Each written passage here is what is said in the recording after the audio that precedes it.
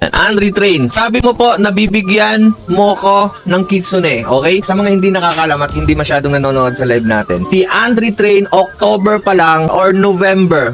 Ayan, nangihingi na sa akin to ng fruit. Kaya lang, ang hinihingi niya sa atin na fruit, wala ako. Talaga, Charmin, fuck you. Dahil solid na supporter ka at hindi ka makulit, bibigyan kita ng fruit. Sana all. So, eto na nga. Gago! Eto na nga. Meron na akong kitsune, dalawa pa nga. Putang ina. Gago! Di ba? Yan yung sinasabi ko sa inyo. So, Andri Train, i-comment mo yung username mo. Grabe no, ang tagal mo nag-antay. 1 month ka nag-antay kaya. Ang galing! Ang galing!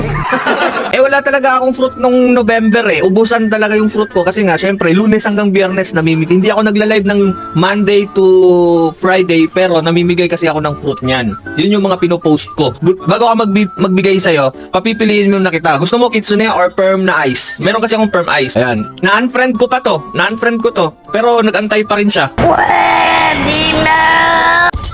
Yan yung mga gusto ko. Kahit hindi ko siya friend, hinantay niya lang talaga ako. And mag-join ka sa server ko ngayon din. Okay, wait lang saglit ha. A few moments later. So, syempre, uunahin natin to si Night Hunter. Gusto, pili ka.